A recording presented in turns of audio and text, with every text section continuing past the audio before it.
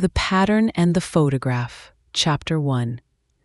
My mother, Eleanor, was a woman of quiet strength, her life a steady rhythm of routines and responsibilities. She wasn't one for grand pronouncements or dramatic stories. Her history, as I understood it, was a straightforward path from childhood to marriage, motherhood, and quiet old age. She carried a certain air of mystery about her, a sense of something unspoken, a hidden depth that I sensed even as a child. But I never knew its source. When she passed away peacefully in her sleep at the age of 85, after a brief illness, it felt like a quiet ending to a life that had been lived with grace and dignity. I'm Clara.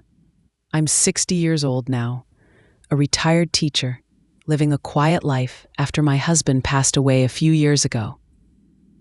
Sorting through my mother's belongings was a task filled with both sorrow and quiet reflection. Her house was filled with the familiar scents and objects of a life well lived. The scent of her rose potpourri, the worn armchair where she read, the photographs capturing moments from our family's history. It was a journey through her life, through the tangible remnants of her world. In her bedroom, tucked away in the back of her closet, beneath a stack of old photo albums, I found a small wooden box I had never seen before. It was plain, unassuming, made of dark, unvarnished wood, with a simple metal clasp. It wasn't locked, and I opened it with a sense of curiosity. What had my mother kept hidden away in this plain box? Inside, nestled on a faded velvet lining, were several items. An antique silver locket, its surface tarnished with age. A small folded piece of fabric, its pattern intricate and unfamiliar. And a single yellowed newspaper clipping, folded and brittle. I picked up the locket first. It was cool and heavy in my hand. I opened it. Inside, tarnished but still visible, was a faded miniature photograph. A young woman, with striking eyes and a serious expression, a face I didn't recognize. Who was she, and why was her photo in a locket hidden in my mother's box? I examined the locket closely. On the back, almost invisible against the tarnished silver, was an inscription. It was in elegant but slightly worn script. It read, "To them. Always remember. April 1955. To M. My mother's initial was E, for Eleanor. Who was M? In April 1955. What happened then? Next, I picked up the piece of fabric. It was small, perhaps a swatch cut from a larger piece. Its pattern was intricate, a design of intertwined roses and vines in muted shades of green and pink. The fabric felt soft, worn, like it had been handled or worn for a long time. It was a beautiful pattern, but not one I recognized from my mother's sewing projects or clothing. Finally, I unfolded the newspaper clipping. It was fragile, brittle with age, its edges crumbling slightly. It was from a local newspaper, the masthead visible but faded. The date was also faded, but I could make out the year, 1955, the same year as the inscription on the locket. The headline was short, stark. Tragedy strikes local family. Fire claims lives. The article was brief, detailing a house fire in a nearby town, a fire that had claimed the lives of a family. The names were listed: Thomas and Sarah Miller and their young daughter Lily, a family wiped out by fire in 1955, the same year as the locket's inscription. A sense of unease settled over me. Why would my mother keep a newspaper clipping about a family fire from 1955 hidden away? What was her connection to this tragedy? To the Miller family? The items in the box, the locket with the photo of an unknown woman, the cryptic inscription to M. Always remember, April 1955. The intricate fabric pattern and the newspaper clipping about the Miller family fire in 1955. They all felt connected, hinting at a hidden story, a secret my mother had carried. Who was the woman in the locket? Was she connected to the Miller family? Was she M? And what was the significance of April 1955? Was it the date of the fire? The inscription on the locket was dated April 1955. The newspaper clipping about the fire was from 1955, though the specific date was faded. The intricate fabric pattern, was it from a piece of clothing worn by the woman in the locket? Or a blanket, a quilt, something connected to the Miller family? My mother, Eleanor. Her life before she met my father was largely a mystery to me. She rarely spoke of it. Her family history, her connections to people outside of our immediate circle were unknown. The plain wooden box hidden away in her closet felt like a Pandora's box, holding a secret that had been buried for decades.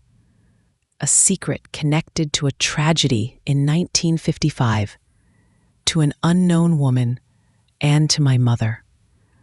I felt a compelling need to uncover the truth, to understand the story behind the locket, the photograph, the fabric, and the newspaper clipping, to understand my mother's connection to the Miller family fire and the secrets she had carried in silence. Chapter 2.1: The contents of the wooden box. The locket with the mysterious photograph and inscription, the intricate fabric swatch, and the newspaper clipping about the Miller family fire in 1955 felt like fragmented pieces of a puzzle, hinting at a hidden story in my mother's past. The connection between the date in the locket's inscription, April 1955, and the year of the fire was undeniable. But the exact nature of my mother's connection to this tragedy, to the Miller family, and to the unknown woman in the locket remained shrouded in mystery. Who was the woman in the locket? Was she related to the Miller family? Was she M from the inscription?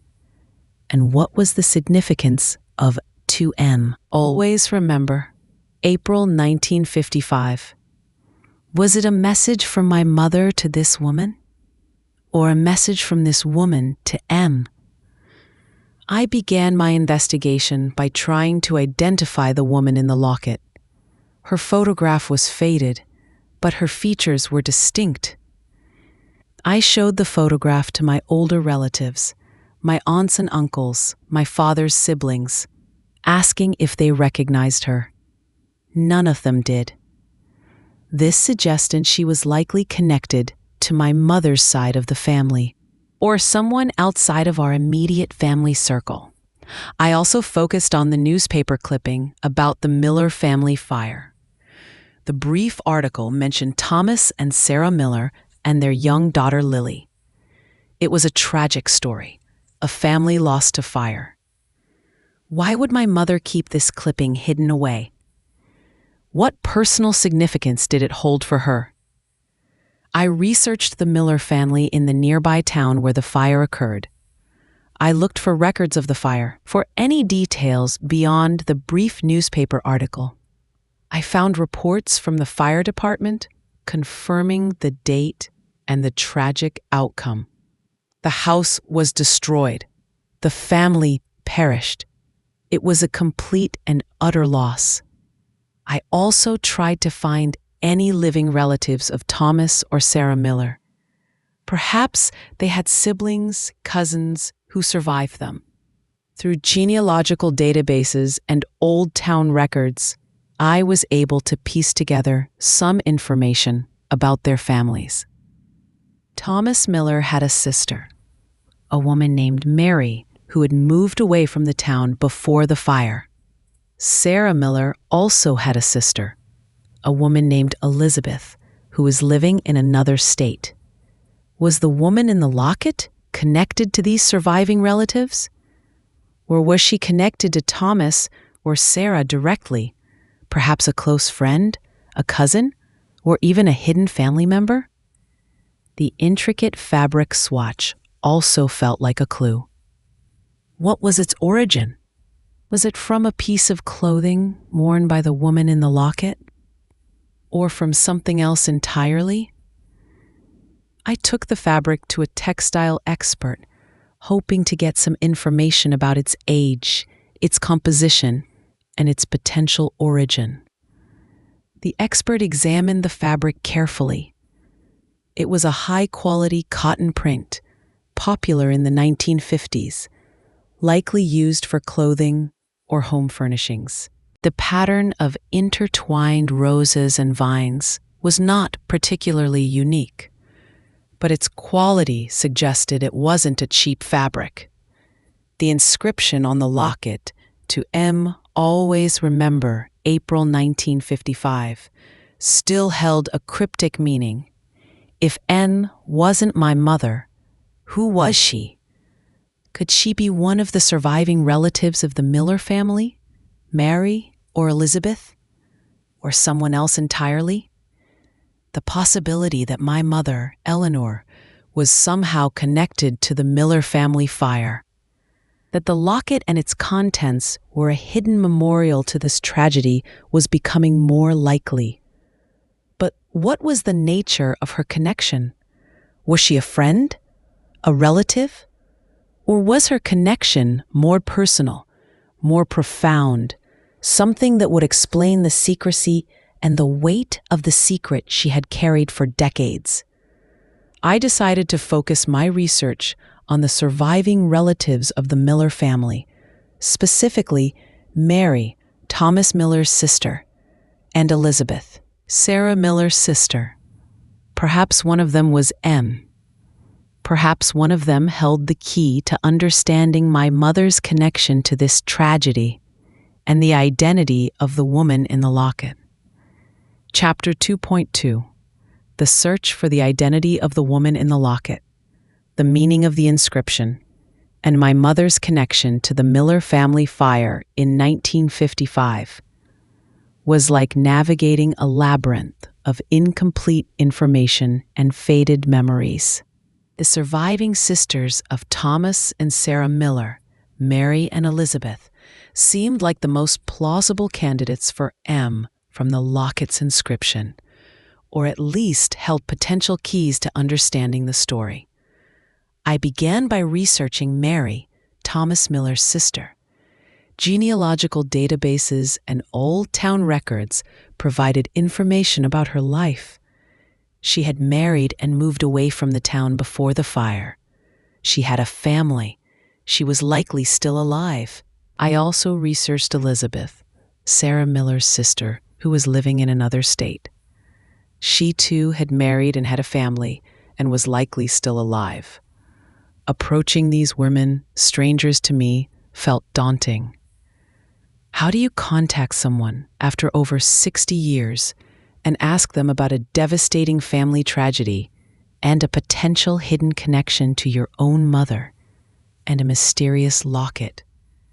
I decided to start by writing a letter to each of them, a sensitive introduction explaining that I was researching my mother, Eleanor Vance's history, and had come across some information that suggested a possible connection to their family and the tragic events of 1955. I mentioned the newspaper clipping about the fire and the names of Thomas, Sarah, and Lily Miller. I included a copy of the photograph from the locket, asking if they recognized the woman. I was careful not to reveal the full extent of my findings initially, wanting to approach the sensitive topic gently. While waiting for their responses, I continued to analyze the inscription on the locket.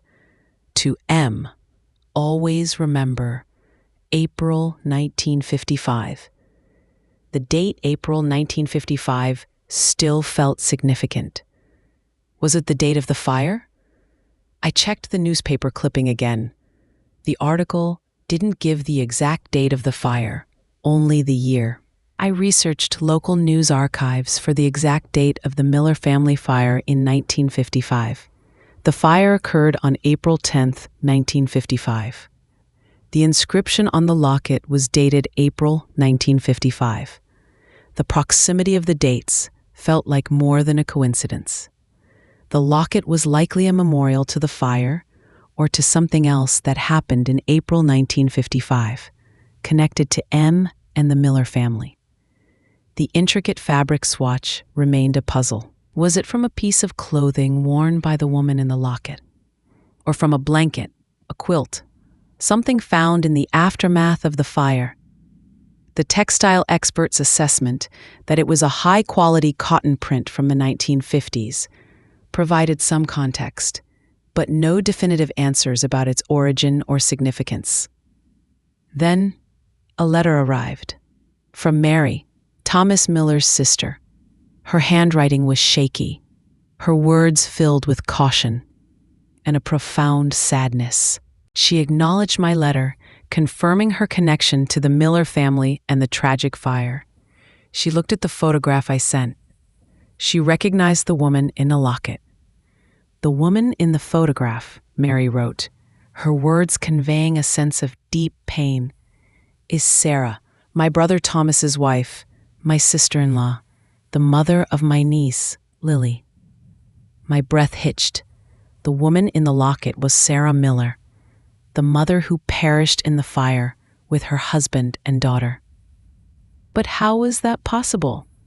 The newspaper clipping said the whole family died. The locket was given in April 1955, the same month as the fire. Was the locket a memorial to Sarah given to M after her death? But the photograph in the locket showed a vibrant, living woman. And the inscription? To M. Always remember, April 1955. A message to M about remembering something. Remembering Sarah? Remembering the fire? Or remembering something else that happened in April 1955? Mary's letter continued, sharing fragmented memories of her brother Thomas, of Sarah, of their little daughter Lily.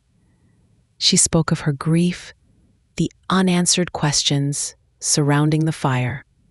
She mentioned that the cause of the fire was never definitively determined, listed as undetermined in the official reports. There were rumors, she said, whispers of something unusual, but nothing was ever proven. The fire occurred on April 10, 1955. The inscription on the locket was dated April 1955.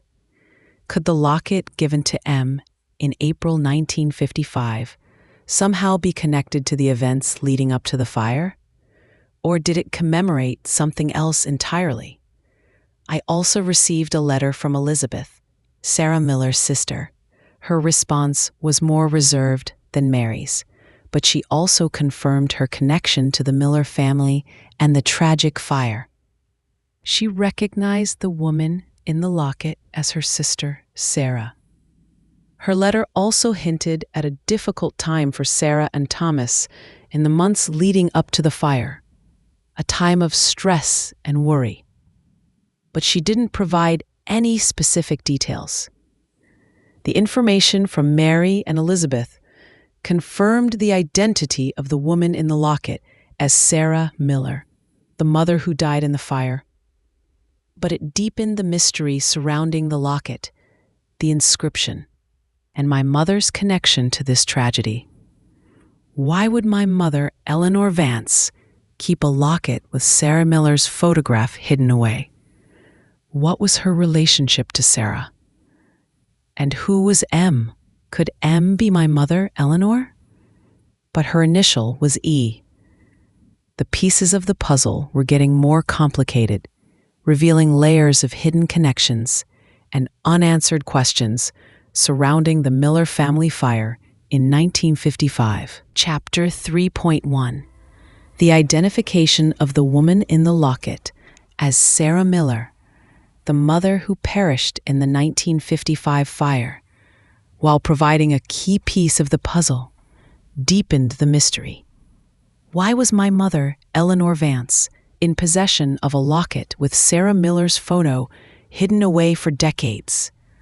What was the meaning of the inscription, "To M, always remember, April 1955"? And who was M? Could M somehow be my mother, despite the discrepancy in initials? Or was M another person entirely? A person connected to both my mother and Sarah Miller? The date in the inscription, April 1955, the same month as the fire, felt increasingly significant. Was the locket a memorial to Sarah, given to M after her death? But the inscription "To M" suggested a message to someone named M from someone else. I decided to investigate my mother's whereabouts and activities in April 1955. Where was she living? What was her life like? Was there any event in her life during that period that might connect her to Sarah Miller or the town where the fire occurred? My mother was 25 years old in 1955. She was living in our hometown, working as a secretary. She hadn't met my father yet. Her life, as I understood it, was quiet and uneventful during that period. However, my mother, as I had come to realize, was a woman of hidden depths, a woman who kept secrets. I delved into my mother's early life, looking for any connections to the town where the Miller family lived, or to anyone named Miller. There were no obvious geographical or familial links that I could find in the available records. The intricate fabric swatch remained a puzzle. Was it from a piece of clothing Sarah Miller wore, or something else entirely? I returned to the textile expert, sharing the new information about the locket containing Sarah Miller's photo and the date April 1955. The expert re-examined the fabric, its age and quality consistent with the 1950s. She couldn't identify the exact garment or item it came from, but she confirmed it was a type of fabric often used for women's dresses or blouses during that period. Could the fabric be a piece of Sarah Miller's dress? A tangible link to the woman in the locket. The inscription "To M" continued to intrigue me. If M wasn't my mother, Eleanor, who was she? Could M be Mary or Elizabeth, Sarah's sisters? Or someone else entirely? And who gave the locket to M? Was it my mother? Or someone else connected to Sarah and the events of April 1955? The newspaper clipping about the fire, tucked away with the locket and fabric, suggested a direct connection between these items and the tragic event. But the nature of that connection was still unclear. I began researching the possibility of survival from the fire. The newspaper article stated the entire family perished. But in cases of tragedy, especially those occurring decades ago, official records can sometimes be incomplete or inaccurate. Could there have been a survivor? A hidden truth about that night? My research into the fire department reports and official records from 1955 confirmed the tragic outcome. The house was completely destroyed, and all three occupants, Thomas, Sarah, and Lily Miller, were listed as deceased. There was no official record of any survivors.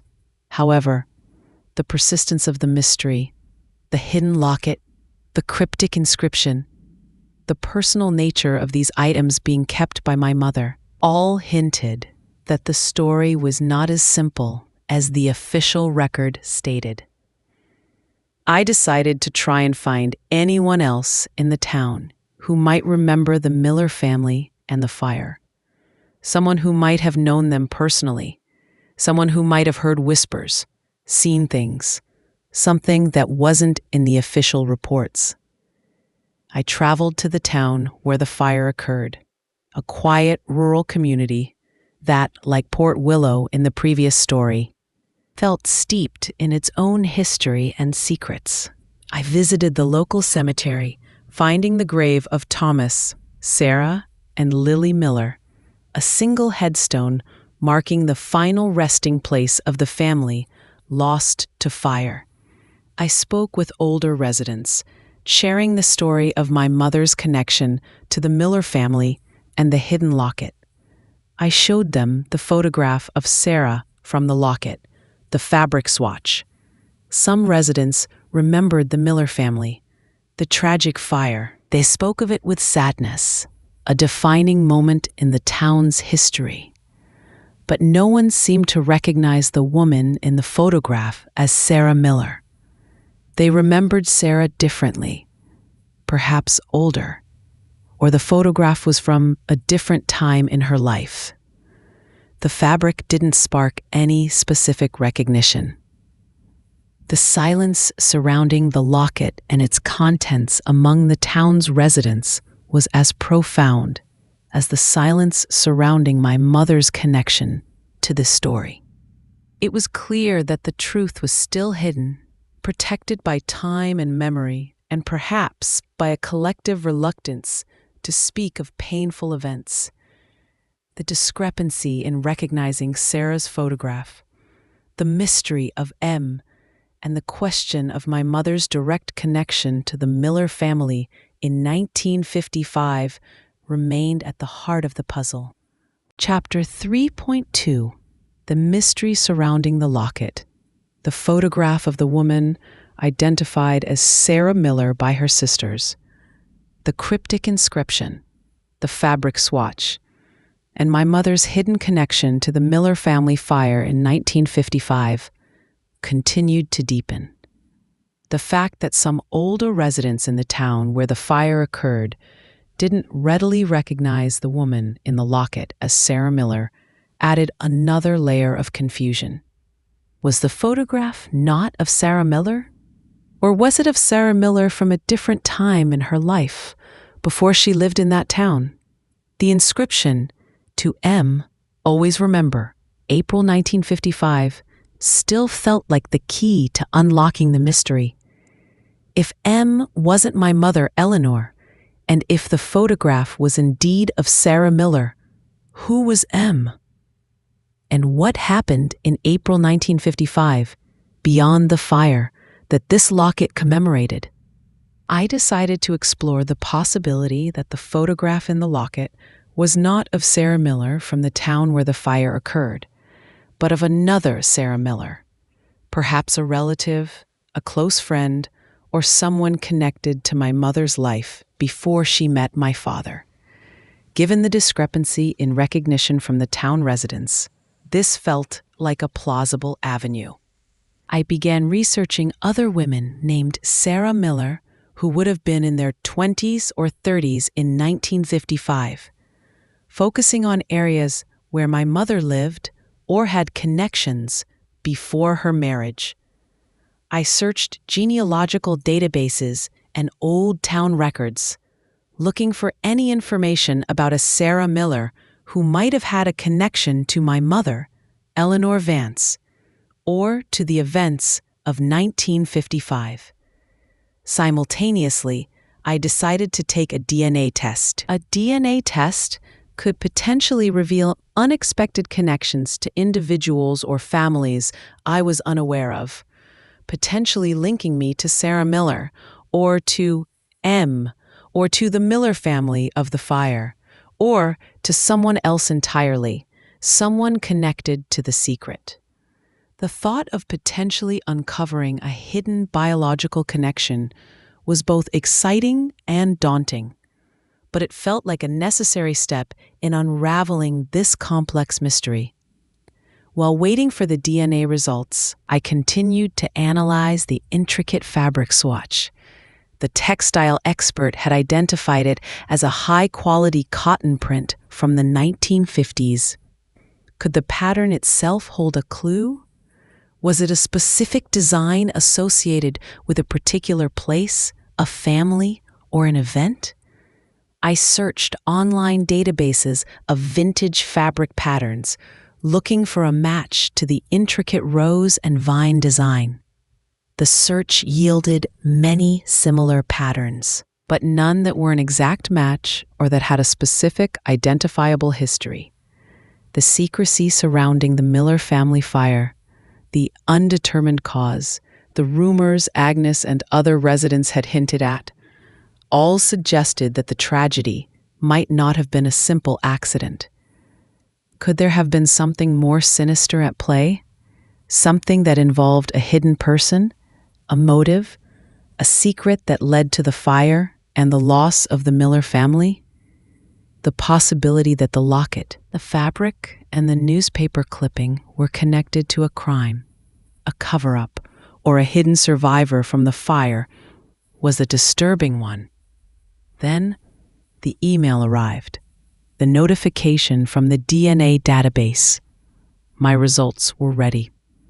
My hands trembled as I clicked on the link, logging into my account. The results revealed many distant relatives, connections to branches of my family tree I was vaguely aware of. And then I saw it. A close match, a predicted relationship, first cousin. The person was listed as David M., first cousin. David M. The degree of relationship suggested we shared a set of grandparents. My grandparents were Robert and Eleanor Vance, my mother's parents, and Thomas and Mary Davis, my father's parents. This David M. shared one of those sets of grandparents with me. The name David, the initial M. Could this be connected to the Miller family? The Miller family who perished in the fire. Thomas and Sarah Miller had a daughter named Lily. Did they have a son? The newspaper clipping only mentioned Lily. My mind raced. A first cousin. Could this David M. be the son of a sibling of my mother or father? My parents had siblings, but I knew their children, my cousins. This David M. was not one of them. Unless one of my parents had a sibling I didn't know about, a sibling whose existence was kept secret, a sibling who was the parent of this David M. The mystery was taking a new, deeply personal turn. The secret wasn't just about a family fire or a woman in a locket. It was potentially about my own family, a hidden branch I never knew existed. The name David M., the initial M. Could M stand for Miller? Could this first cousin be a David Miller, the son of a sibling of my mother or father? And could that sibling be connected to the Miller family fire in 1955? The possibility that my mother or father had a hidden sibling, a sibling connected to the Miller family and the tragic events of 1955, was both shocking and profoundly revealing. I clicked on David M.'s profile in the DNA database. He had a public profile with some information about his family tree. His parents were listed as Thomas Miller and Sarah Vance. Sarah Vance, my mother's maiden name. His parents were Thomas Miller and Sarah Vance, not Thomas Miller and Sarah Miller, as listed in the newspaper clipping about the fire. And his mother was Sarah Vance, my mother's maiden name, the same as my mother's name before she married my father. The implications were immense, earth-shattering. My mother's maiden name was Sarah Vance. Her name was not Eleanor. My mother's name was Margaret Eleanor Vance. She always went by Eleanor, but her first name was Margaret. and her maiden name was Vance. Could my mother, Margaret Eleanor Vance, have had a sister named Sarah Vance? A sister whose existence was hidden from me. A sister who married a Thomas Miller and had a son named David? My mind reeled. A hidden sibling, a connection to the Miller family fire in 1955. A first cousin named David M., son of Thomas Miller and Sarah Vance. The woman in the locket was Sarah. Sarah Miller, as identified by her sisters. The inscription was, to M, always remember, April 1955. M stood for Margaret, my mother's first name. The locket was a message to my mother, Margaret, from her sister, Sarah Vance Miller. The intricate fabric swatch. Was it from a piece of Sarah Vance Miller's dress? A memento of her kept by my mother? And the newspaper clipping. The fire in 1955. Thomas and Sarah Miller and their daughter Lily perished. But the DNA results showed that Thomas Miller and Sarah Vance had a son named David, who is my first cousin. The story was far more complex, far more tragic than I had ever imagined. Sarah Vance, my mother's hidden sister, married Thomas Miller. They had a son, David, who survived, and a daughter, Lily, who, according to the newspaper, perished in the fire. And Sarah herself, listed as deceased, but her locket with her photograph given to my mother in April 1955, the month of the fire, with a message to M, always remember.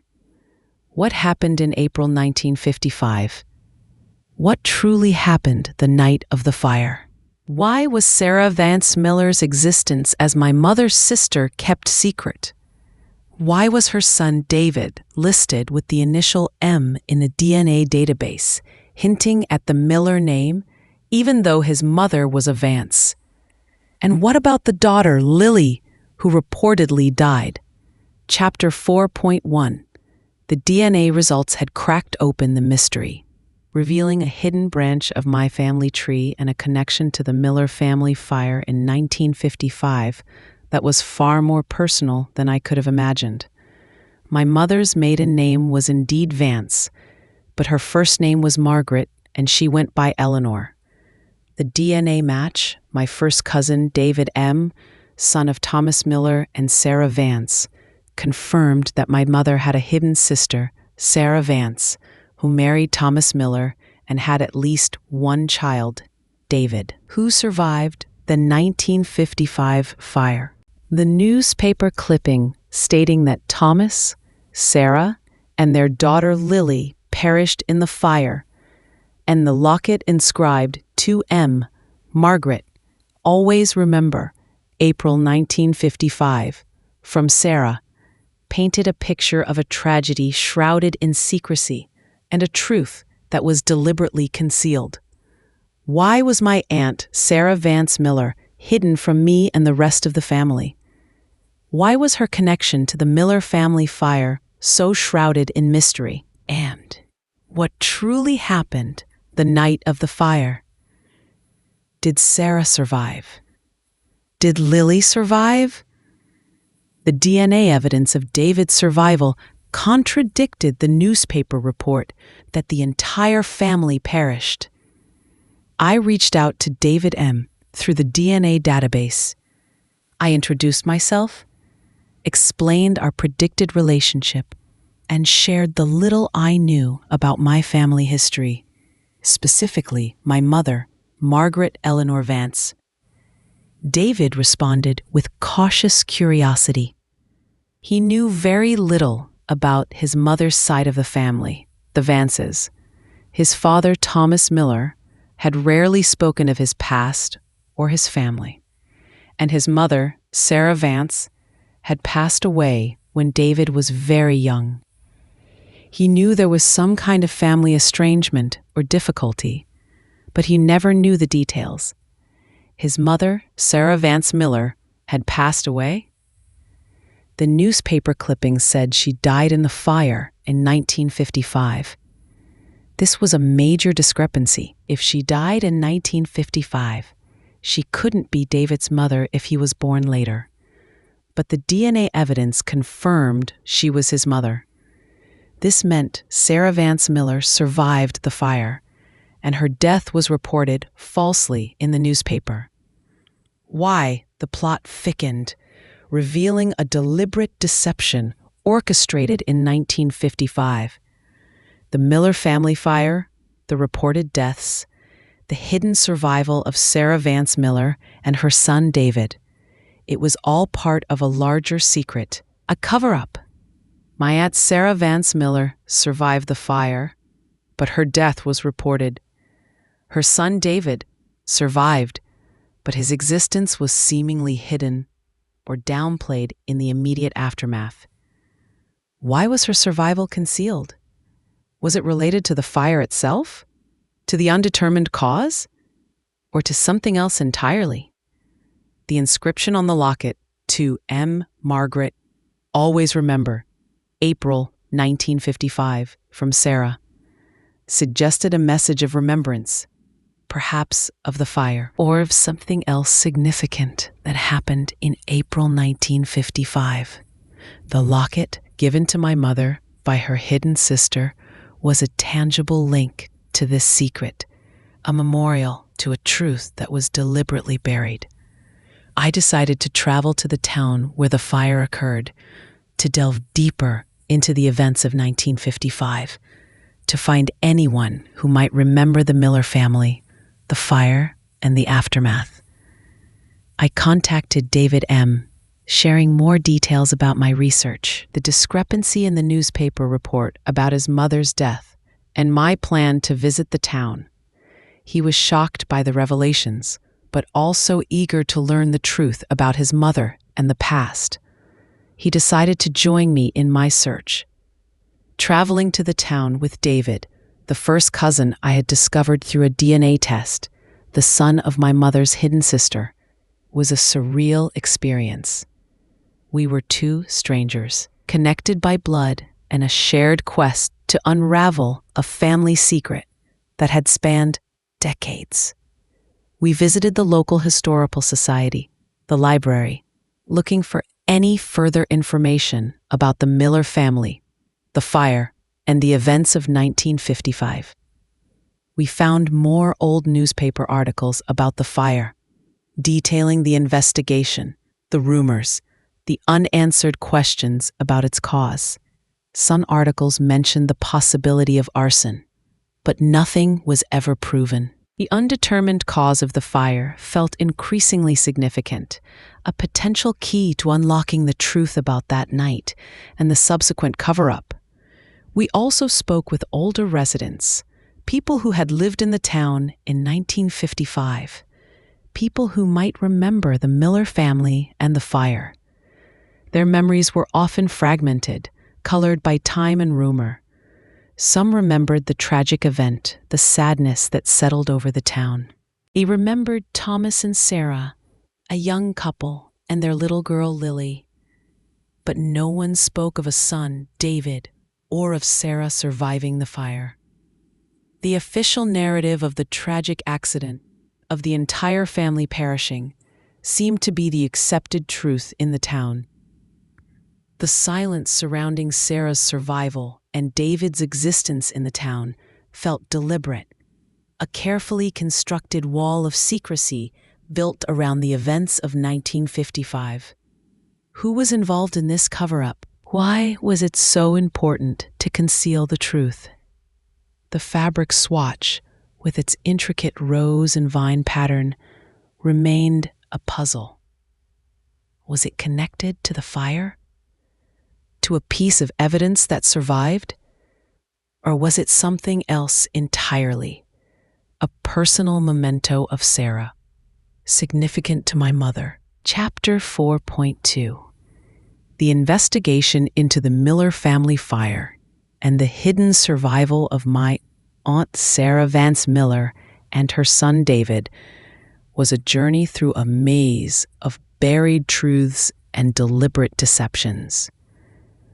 The DNA evidence of David's survival, contradicting the official reports of the entire family perishing in the 1955 fire, was the undeniable proof that the story was far more complex and tragic than it appeared. My mother's hidden locket, the cryptic inscription from Sarah, the fabric swatch, and the newspaper clipping were all fragments of a story that had been carefully concealed for over 60 years. Working with David, my newfound cousin, the son of my mother's hidden sister, added a deeply personal dimension to the search. We were both seeking answers about our family history, about the secrets that had shaped our lives in ways we were only now beginning to understand. We focused our research on the aftermath of the fire, looking for any records that might hint at Sarah's survival or David's whereabouts. We researched adoption agencies in the region, looking for any records of a young boy named David being placed for adoption around 1955 or shortly after, whose biological mother might have been Sarah Miller or Sarah Vance. We also researched any records of a woman matching Sarah Vance Miller's description being admitted to a hospital or facility in the region around that time, perhaps suffering from injuries sustained in the fire or from something else entirely. The official records remained frustratingly silent on Sarah's survival. Her death was reported and officially recorded in 1955. It was as if she had simply vanished from existence after the fire. However, the unsent letter from my mother to Thomas Sullivan Jr. in the previous story, the story of her secret son born in Port Willow in 1965, contained a detail that, in light of the new information, sparked a chilling possibility. My mother's son, born in Port Willow in 1965, was named Thomas, after his father, Thomas Sullivan Jr. But the baby left behind in Port Willow, the one my mother wrote about in the unsent letter, was listed as being born on April 12, 1965, my 25th birthday. In the music box story, the baby born on my 25th birthday, who I discovered through DNA was my son, was named David. The name David. Born April 12, 1965. My son. His father, potentially Thomas Vance from my past.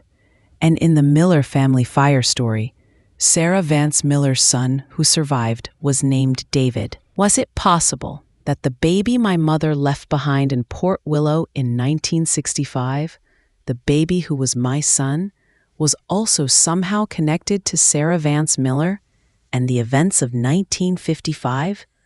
The layers of interconnected secrets were becoming increasingly complex and unsettling. Was the David Miller who survived the fire the same David who was born in Port Willow in 1965? The timing of the fire in 1955 and the birth in 1965 made this biologically impossible.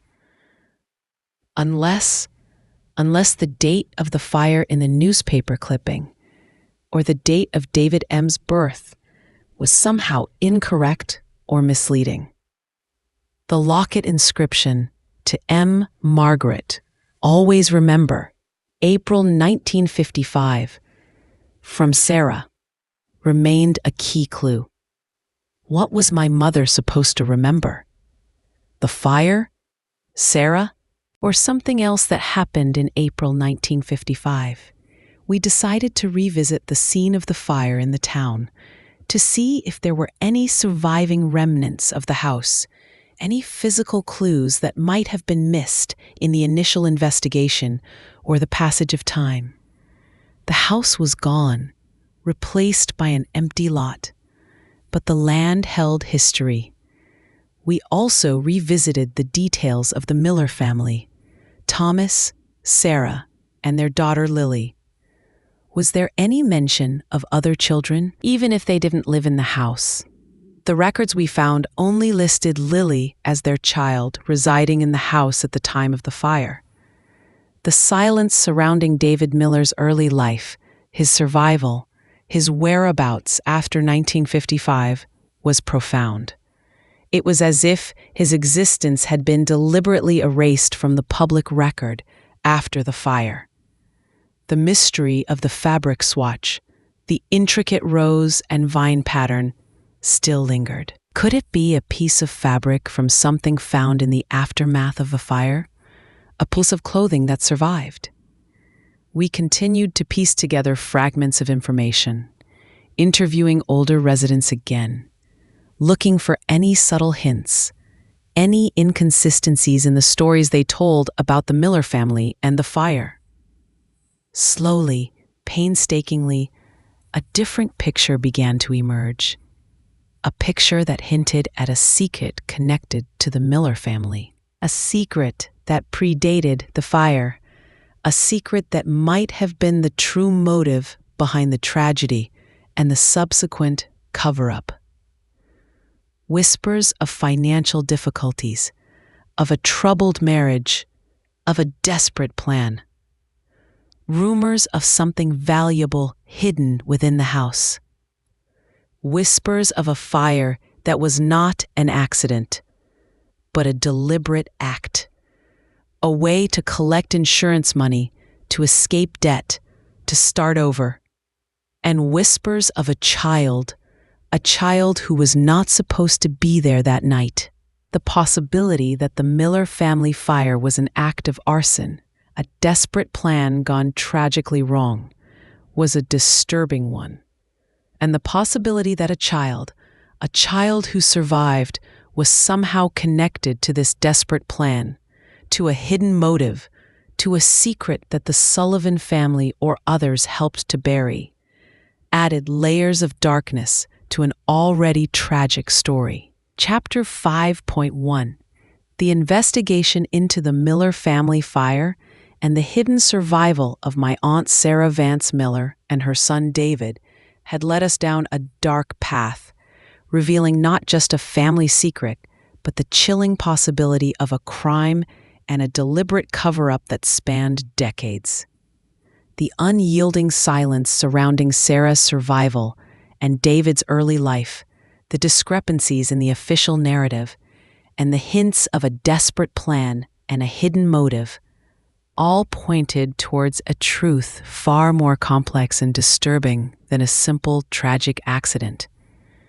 Working with David, my newfound cousin, the son of my mother's hidden sister, provided a shared sense of purpose and a deep emotional connection as we navigated the difficult terrain of our family's hidden past.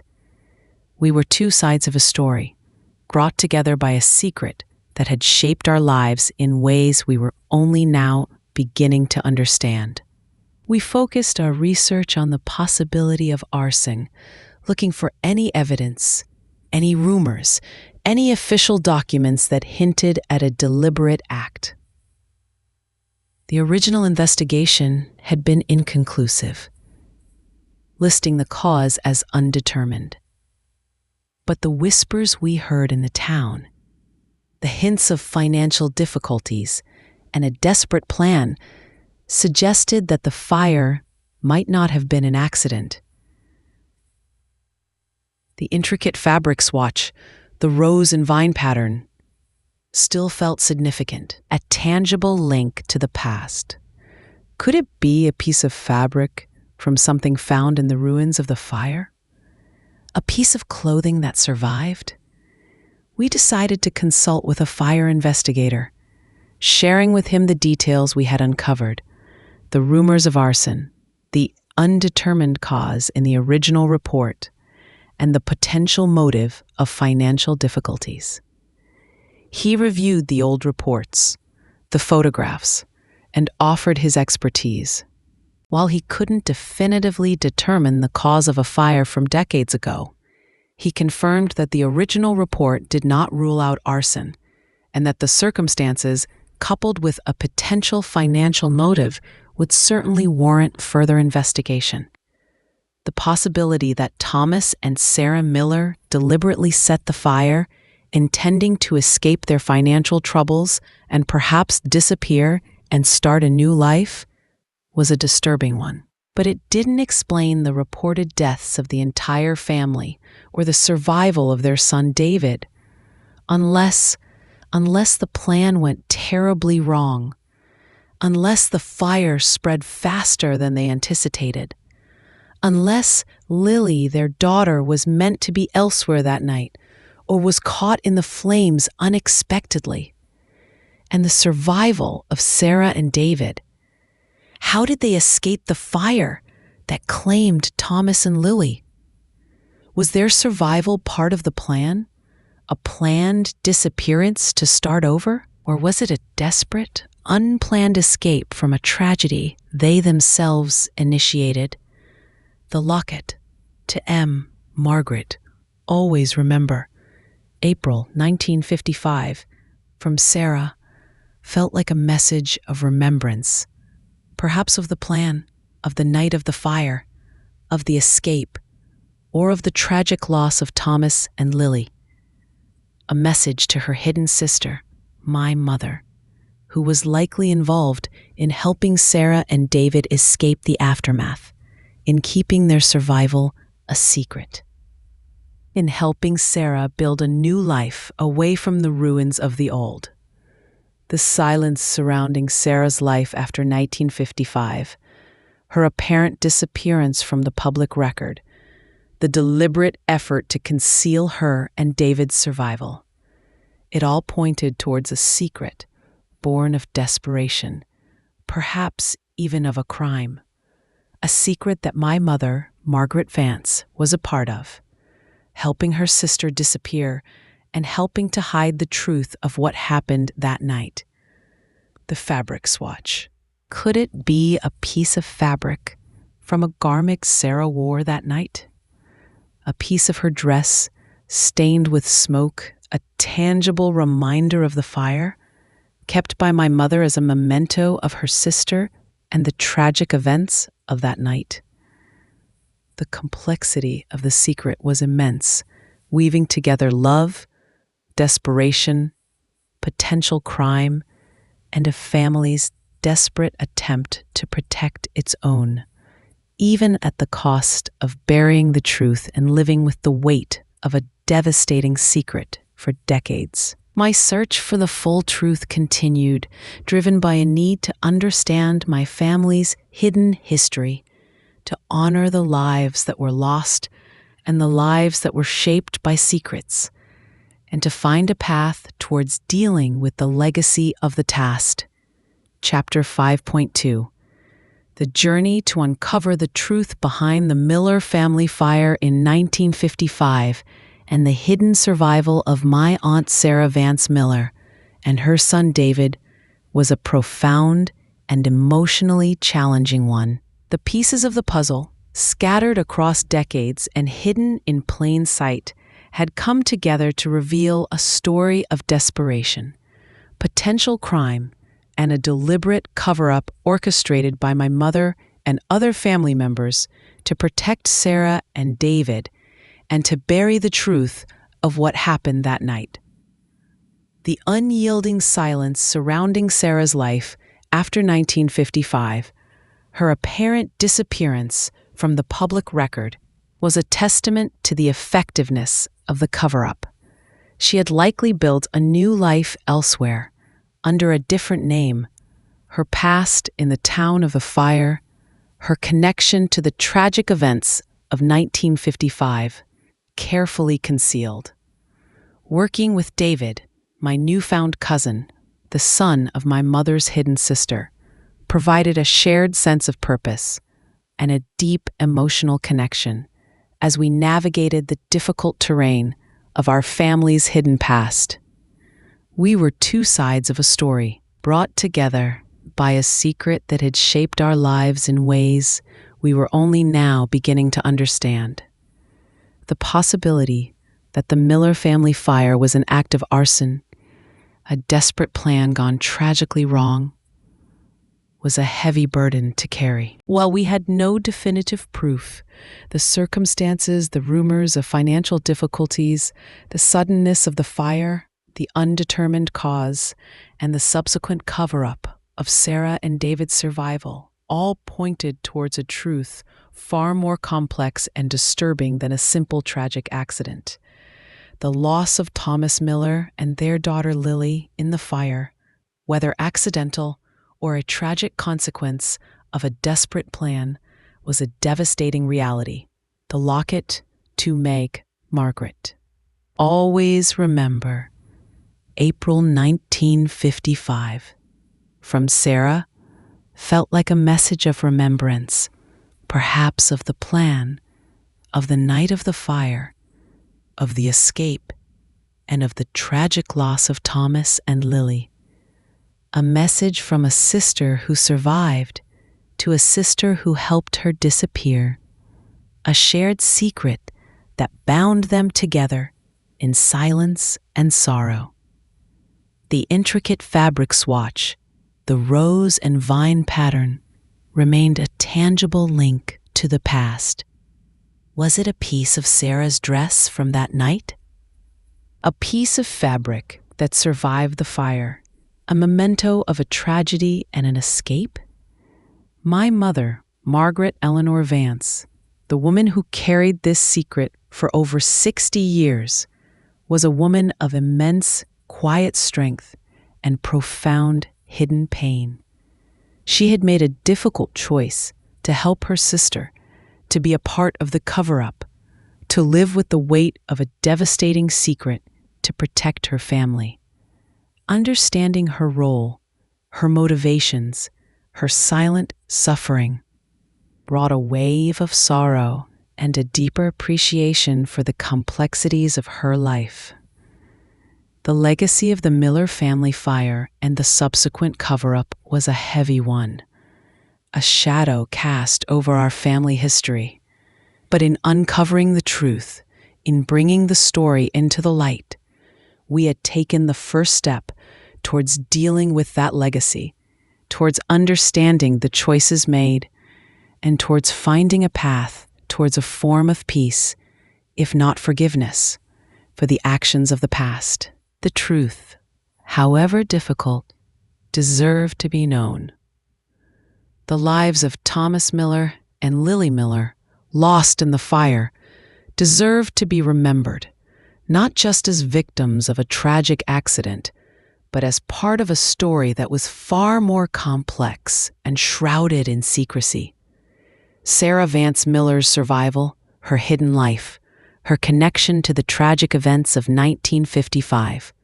Her story, too, deserved to be acknowledged, to be understood in the context of the difficult choices she made and the circumstances she faced. And David, the son who survived, the man who was a living testament to the secrets of the past, was now connected to his history, to the story of his parents, to the truth of his origins. This knowledge, while undoubtedly challenging, provided him with a sense of completeness, a deeper understanding of who he was and where he came from. The plain wooden box, hidden in my mother's closet, had indeed been a Pandora's box, unleashing a torrent of hidden truths and emotional complexities.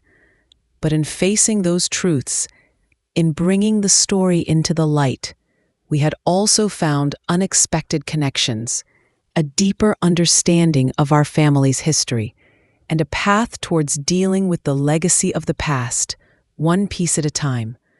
The locket, the photograph, the inscription, the fabric, the newspaper clipping. They were no longer just cryptic clues. They were fragments of a story of secrets, of sacrifice, of survival, and of the enduring impact of the past on the present. A story that would forever reshape our understanding of the quiet woman who was my mother, and the hidden histories she carried in silence. The silence in the cedar chest, The whispers in the walls, the unsent letter, the music box's melody, the dollhouse's hidden drawer. These objects, seemingly disparate, were all connected by a common thread: the power of family secrets, the weight of unspoken truths, and the relentless way the past finds its way to the present, demanding to be heard, demanding to be understood.